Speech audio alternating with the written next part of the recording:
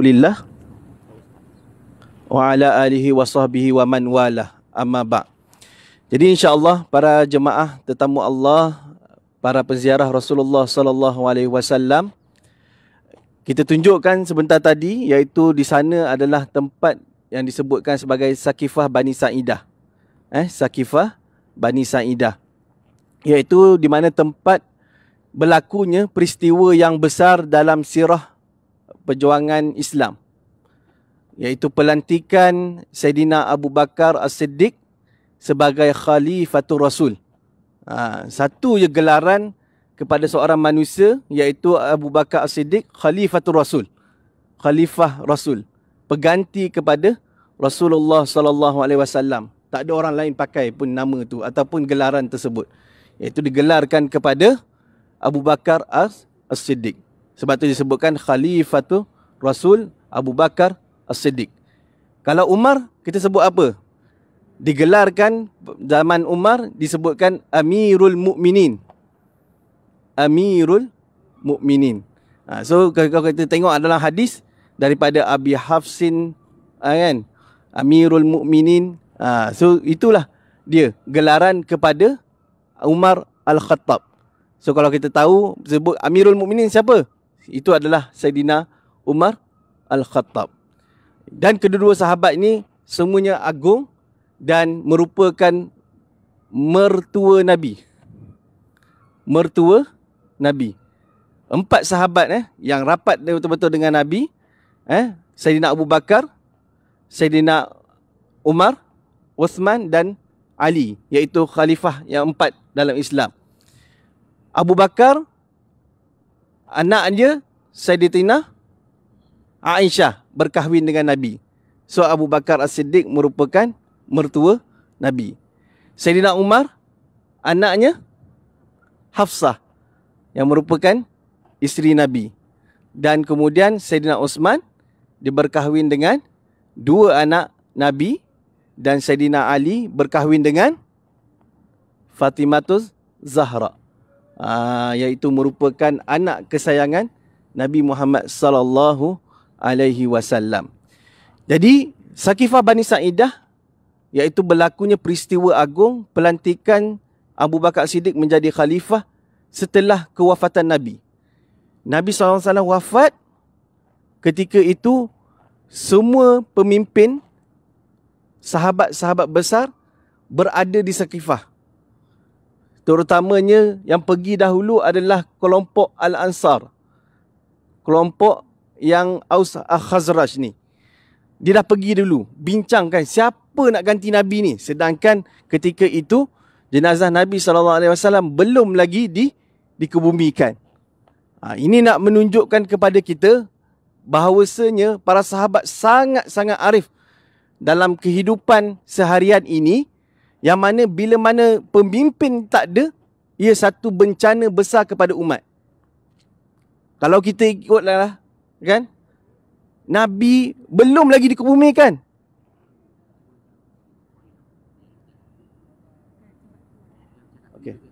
Okey. So jadi sahabat ketika itu tengoklah, Nabi belum lagi dikebumikan. Apakah sahabat ini mementingkan jawatan? Tidak. Kerana sahabat mengetahuinya, kalaulah tiada pengganti Nabi ini, musibah lagi besar akan berlaku.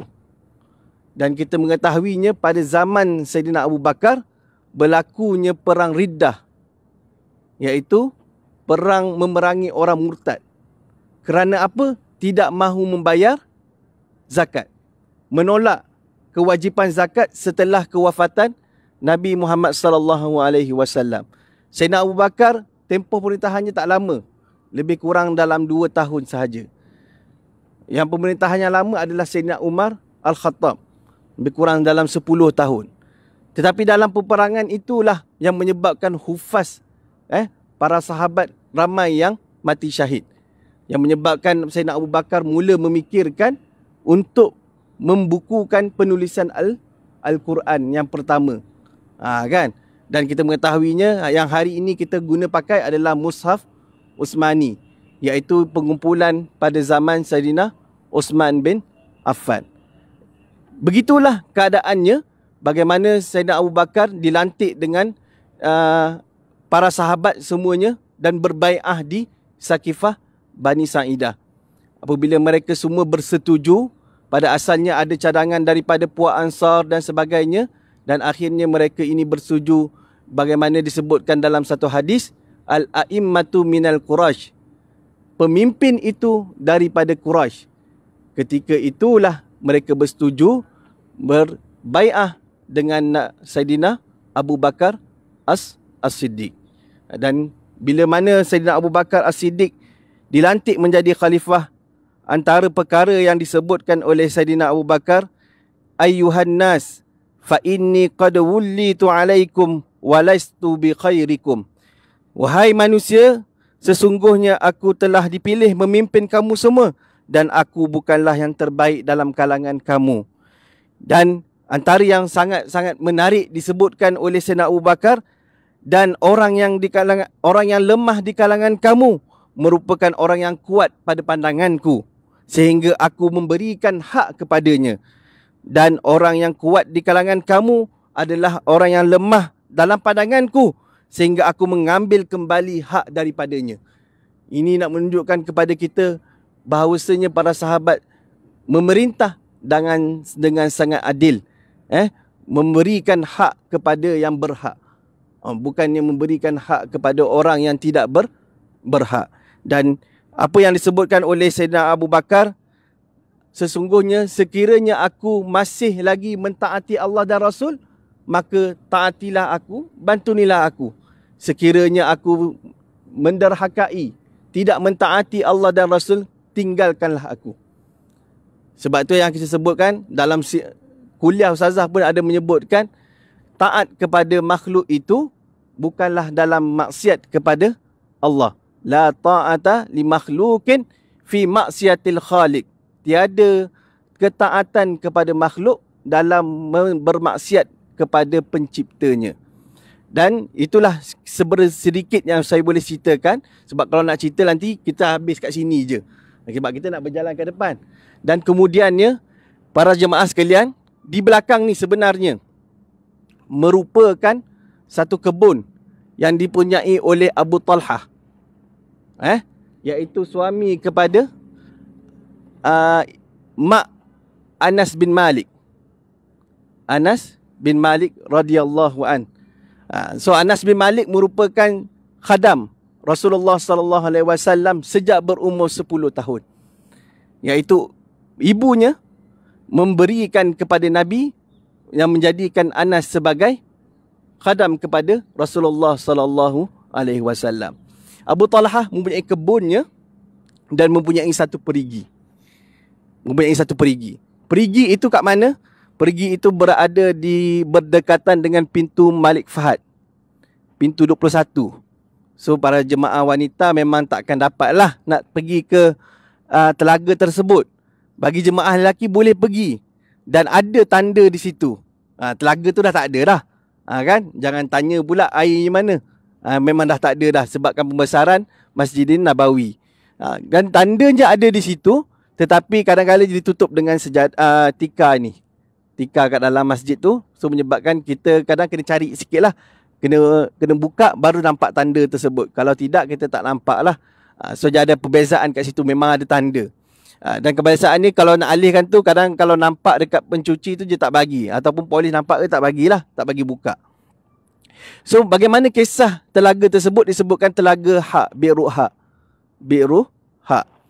Dan bagaimana ketika mana ayat yang diturunkan oleh Allah Subhanahu wa taala, lan tanalul birra hatta tunfiqu mimma tuhibbun. Tidaklah kamu, lan tanalul birra, kamu tidak mencapai, tidak mendapat kebaikan birra tu, hatta tunfiqu mimma tuhibbun, sehinggalah kamu menginfakkan perkara yang kamu sangat cintai. Apa yang kita sangat cintai? Apabila Abu Talhah mendengarkan ini, lalu dia berjumpa dengan Nabi SAW, dia mengatakan, wahai Nabi, tiada lagi aku cintai melainkan ini, telaga ini dan kebun ini. Maka aku wakafkan kepada umat. Ketika itu, bagaimana para sahabat punya iman. bila mendengar satu ayat Quran, bila menyebutkan begitu dan terus beramal dengan ayat tersebut dan menyedekahkan kepada umat perkara yang sangat dia cintai. Ada yang menyebutkan harga dengan dinilaikan sekarang ni hampir kepada jutaan ringgit yang diwakafkan oleh Abu Talha. Nak menunjukkan bagaimana mereka ini tidak mengira kepada perkara-perkara dunia yang mereka nak kejarkan, yang disebutkan fastabiqul khairat. Dan apatah lagi disebutkan Quran, wasari'u ila maghfiratin mir rabbikum. Bergegaslah kamu ini mencari mendapatkan maghfirah daripada Tuhan, keampunan. Yang tu yang kita cari dan itulah sebab kita datang. Kita datang kat sini pun sebab itu, sebagaimana yang disebutkan dalam firman, walau annahum izzalamu anfusahum ja'uka fastaghfarullah wastaghfara lahumur rasul lawajadullaha tawwabar rahima.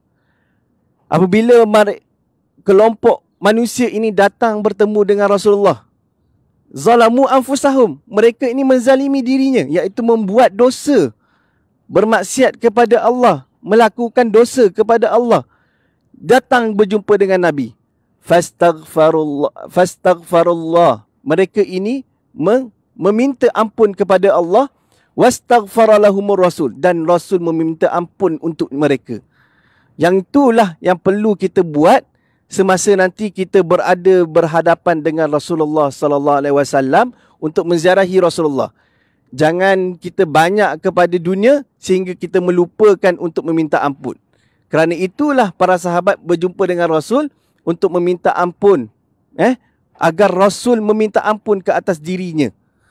Jadi kita berziarah Nabi SAW ini untuk Rasulullah SAW meminta ampun akan diri kita yang penuh dengan dosa ini. Jangan kita pula asyik minta, ya Allah, minta ya wahai Rasul, tolonglah kami ini susah dan sebagainya. Boleh, tak ada masalah, tapi jangan lupa untuk meminta keampunan kepada Allah dan Rasulnya. Itulah yang boleh kita kongsikan sedikit untuk ini. Dan insya-Allah kita sambung ke bagaimana Ustazah nak tambah ke?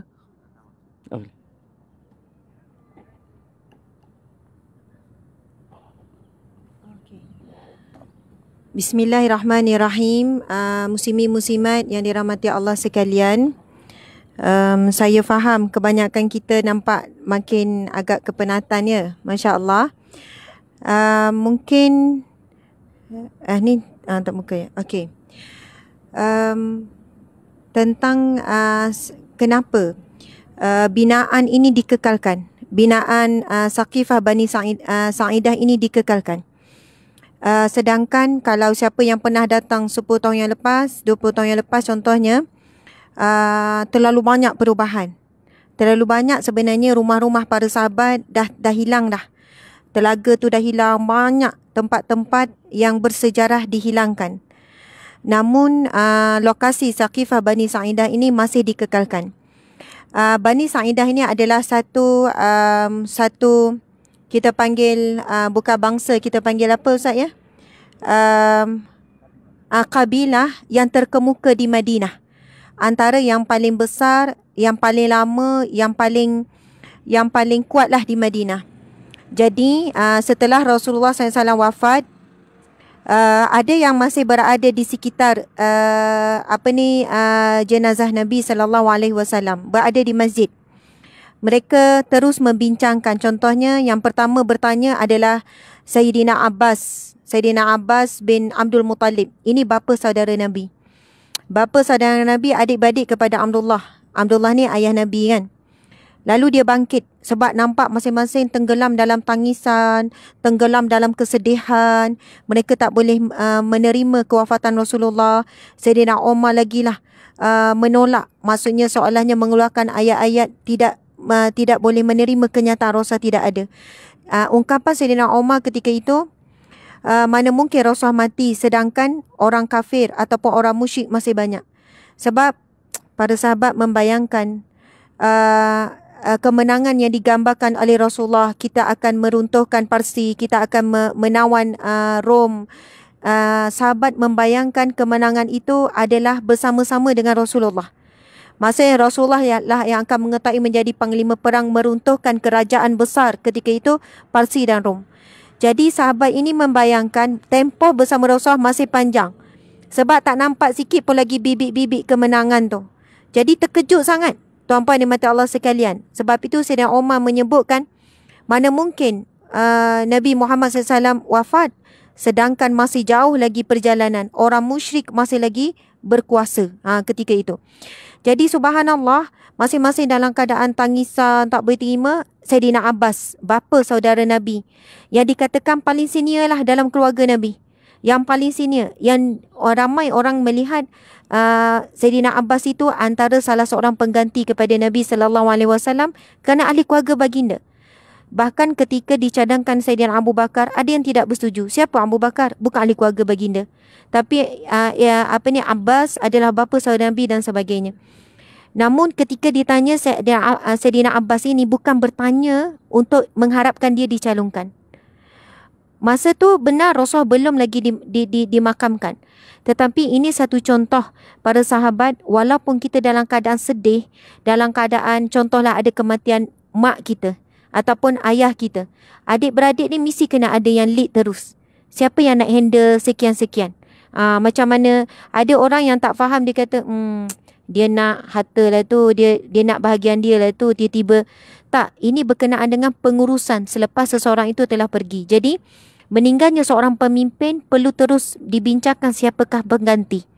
Sebab apa? Ketika itu dah mula bibit-bibit apa? Ramainya ridah yang murtad. Subhanallah. Okey, ringkasnya saya cuma nak beri kita kefahaman. Bila Sayyidina Abbas bertanya, lalu tak ada yang jawab. Sayyidina Abbas tanya apa? Ada tak Rasulullah tinggalkan wasiat? Siapa pengganti? Semua tak jawab. Sehinggalah yang terakhir ditanya Sayyidatina Aisyah. Ada tak Rasulullah wasiatkan kepada kamu siapa pengganti? Macam mustahil perkara penting ni Rasulullah tidak wasiatkan. Masya Allah. Lalu bangunlah Sayyidina Umar radhiyallahu anhu. Sayyidina Umar bangkit lalu kata, dia ni menunjuk, Sayyidina Umar tunjukkan kepada Sayyidina Abu Bakar. Dialah orang yang paling senior, orang paling terawal memeluk dan beriman kepada Allah Subhanahu Wa Taala. Sayyidina Abu Bakar dalam keadaan berat, dan ketika itu Sayyidina Umar mula pandang, mana pemimpin-pemimpin di kalangan kaum Ansar? Tak ada. Yang ada di situ kebanyakannya di kalangan Muhajirin, maksudnya orang yang berhijrah daripada Mekah. Lalu mereka kata, mana pemimpin-pemimpin kaum Ansar? Tak ada ni dalam masjid ni, dekat dengan jenazah Rasulullah ni. Rupanya mereka berkumpul di sana. Kaum Ansar, pemimpin kaum Bani Sa'idah berkumpul di sana tu. Kita ni sedang berada di tapak yang penuh bersejarah ni. Dan ini adalah peristiwa penting kerana ini permulaan dia macam ni lah. Contoh kan, ada pondok. Kalau matilah Tok Guru, orang kata terkuburlah pondok tu. Betul tak? Orang kata pondok ni ramainya orang pergi apa sebab Tok Guru ada. Tok Guru meninggal, tutuplah. Jadi orang menyebutkan begitu. Rasulullah mati, tak ada harapan dah Islam ni. Setakat ni je lah, terkuburlah Islam ni. Dah Rasulullah. Itu baru Tok Guru pondok, ini Nabi yang wafat ni. Jadi mereka tengok, mana pemimpin Ansar ni, iaitu penduduk tetap Madinah. Rupanya mereka berkumpul di sana bincangkan perkara yang sama. Tetapi mereka bincangkan siapa yang akan jadi ketua kota Madinah. Sebab mereka ada penduduk asal Madinah. Mereka tak bincangkan tentang untuk menjadi pengganti khalifah. Maksudnya untuk memimpin dunia Islam yang besar ni. Jadi mereka ni pergi sana bukan, mereka dua kelompok ni bukan gilakan kuasa.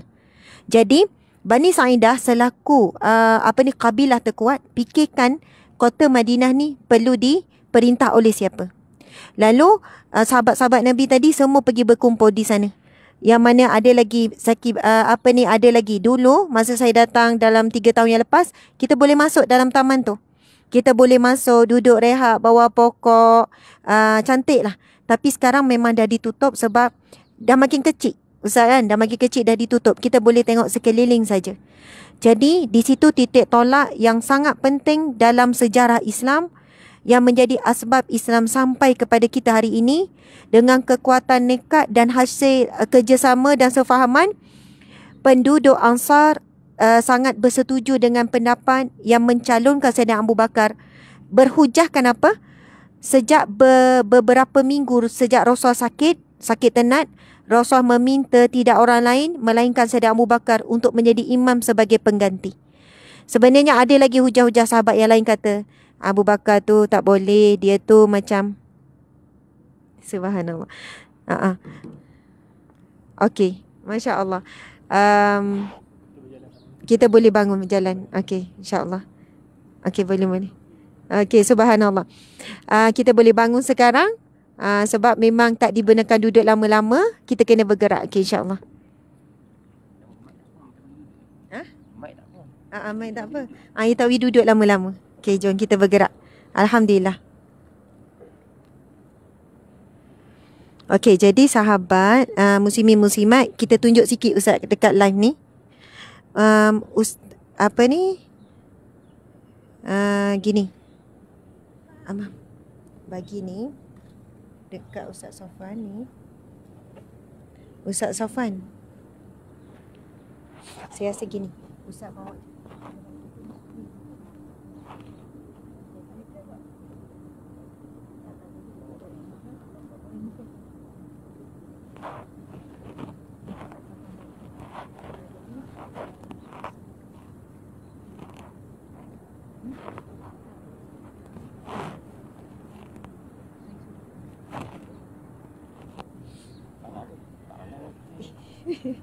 Okey, muslimin muslimat, masya-Allah.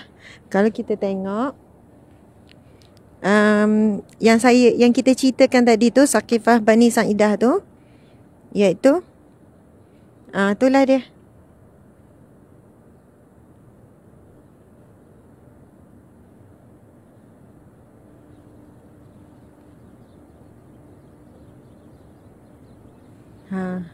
Boleh nampak ya? Tempat sahabat-sahabat berkumpul. Bani Sa'idah. Dan Bani Sa'idah ni, Masya Allah, muslimin muslimat. Ini tempat berkumpul. Nanti kita cerita bila duduk. Para sahabat semua. Untuk memutuskan siapakah khalifah. Siapakah khalifah Nabi SAW yang akhirnya memutuskan Sayyidina Abu Bakar radhiyallahu anhu. Jadi lokasi tu, Rasulullah SAW, sebenarnya Rasulullah selalu pergi tempat tersebut. Kebun kan, itu adalah kebun. Jadi di situ bukan hanya jejak para sahabat berkumpul, tapi ia juga jejak siapa? Jejak Rasulullah SAW sendiri. Masya Allah, alhamdulillah. Okey. Terima kasih Dik, tolong ambil. Masya Allah. Itu ada dengan kawan-kawan ni dekat live ni ya. Subhanallah. Assalamualaikum sahabat-sahabat follower Puan Sai. Jadi pusing kita masuk dua, Dek. Masya Allah. Boleh. Boleh. Situ. Masya Allah, alhamdulillah. Kami dua di Masjid Nabawi. Ya, Masjid Nabawi, Masya Allah. Suhu sekarang musim sejuk. Hujung awal bulan 12. Saya buka sikit. Masya Allah. Okey. Masya Allah. Saya terus. Okay, selesai sharing ni keadaan di sini lah. Selesai keadaan yang mana dia boleh jauh, saya ingat ya Allah kita semua ada. Boleh saya sambung lagi. Okey. Boleh saya, Masya Allah. Assalamualaikum. Ya Allah. Daripada mana? Alhamdulillah, jumpa sini. Subhanallah. Ya Allah, wa akbar. Subhanallah. Tengah live ni, Dik. Masya Allah. Ya Allah, sebelum saya datang sini, ya, saya nak sangat jumpa Ustazah. Saya pergi galeri. Galeri dekat Seremban. Saya pergi tapi Ustazah tak ada kan. Tak berani lah nak tanya Ustazah mana, nampak Ustazah sibuk kan. Daripada mana? Duduk mana? Duduk. Ya Allah, dah tak tahu nak mau ambil gambar. Baik, ambil gambar. Daripada Malaysia. Memang daripada Malaysia, betul. Allahu akbar, subhanallah. Subhanallah, alhamdulillah. Ya Allah, ya Tuhanku. Merah mata suami.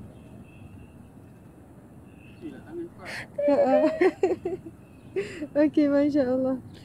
Cakap. Tak apa, tak ganggu. Okey. Sekali lagi. Ni. Okey.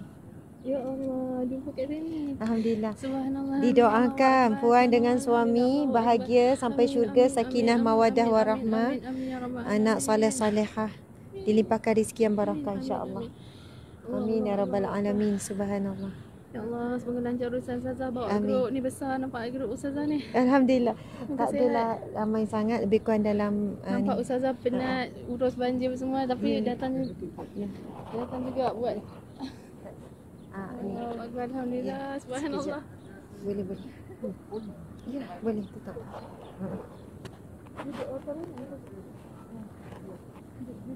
Dudukkan.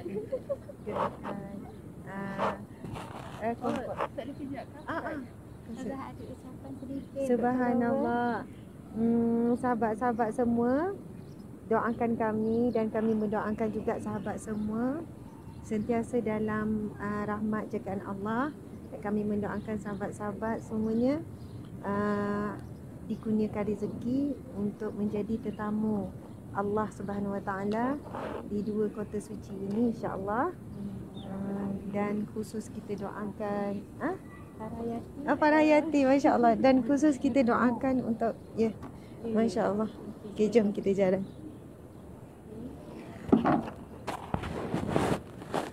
Tak bagi duduk sini. Oh, tak boleh duduk sini. Dah berapa hari dah? Oh, dah lama. Dah 4 hari, 5 hari. Subhanallah. Malam tadi saya dapat masuk Ramadan. Alhamdulillah. Saya permit yang saya minta hari ni. Semalam saya cakap, ya Allah tak sabar, ya Allah tak sabar, tunggu esok aku nak pergi hari ni, aku nak pergi hari ni. Saya cuba masuk guna permit suami saya screenshot.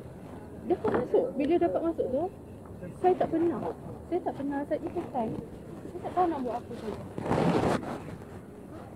Okey, masya-Allah, Allahu akbar, subhanallah. Okey dah. Kita jalan.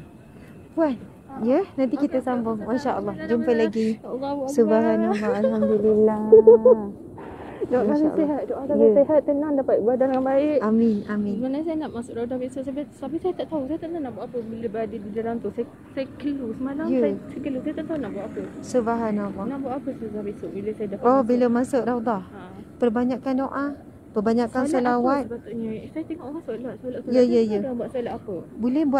Boleh buat solat mutlak, solat sunat mutlak. Boleh buat solat sunat hajat, boleh buat solat sunat taubat, apa saja solat.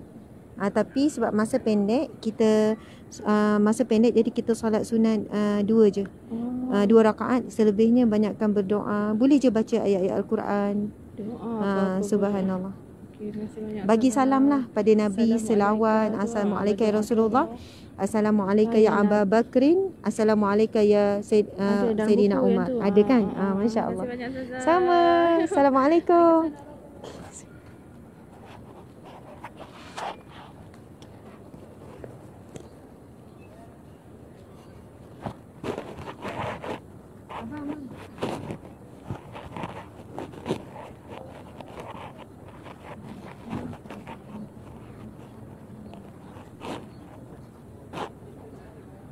Okey.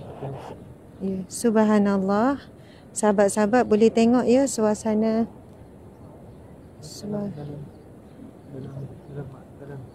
Ni. Okey. Suasana di Madinah Al-Munawwarah, Masjid Nabi sallallahu alaihi wasallam.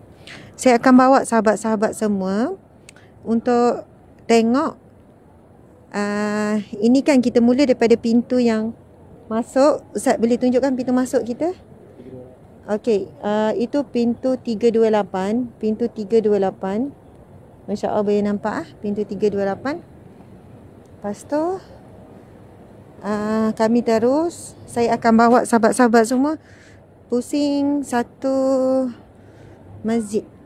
Pusing satu Masjid Nabawi. Dia agak luas tapi subhanallah sangatlah indah. Masya-Allah. Jadi mungkin Ustaz boleh tunjukkan sebelah kiri itu pintu masuk. Itu pintu masuk nombor 13. Pintu masuk nombor 13. Masya-Allah. Allahu akbar. Okey, kita boleh mendekati ke pintu masuk nombor 13, Ustaz.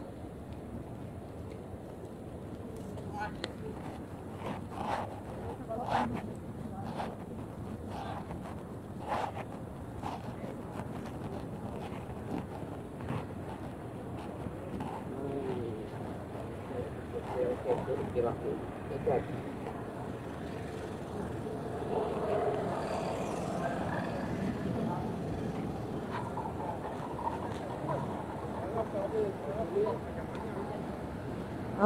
ini pintu masuk. Boleh nampak.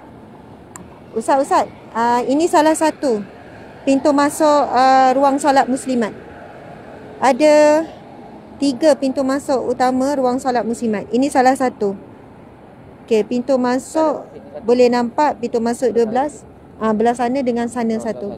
Ada 3 pintu utama pintu masuk. Ni pintu nombor 12 ni kan. Masya-Allah, Allahu Akbar. Okey, kita akan jalan lagi. Kita nak bawa pusing satu ni Ustaz.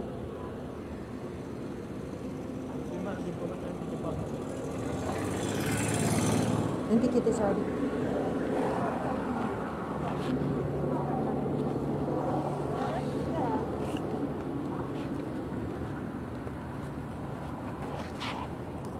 Okey. Subhanallah.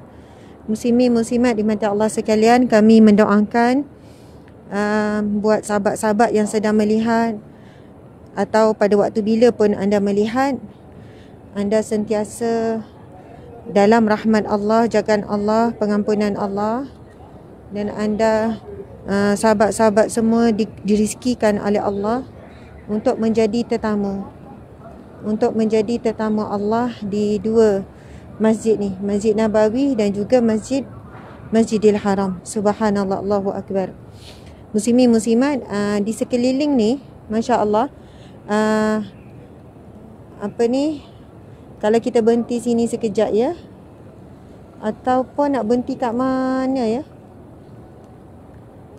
Boleh berhenti sini kejap Ustaz? Boleh berhenti sini kejap? Tapi kadang dia suruh jalan, dia tak bagi berhenti, dia suruh jalan je.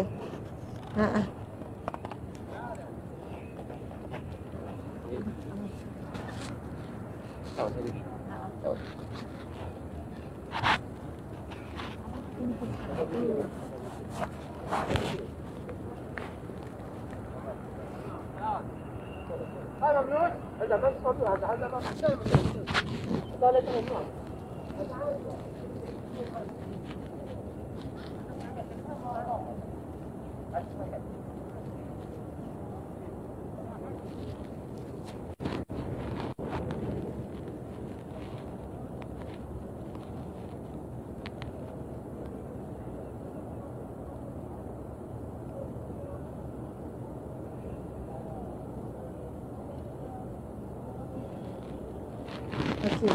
Subhanallah.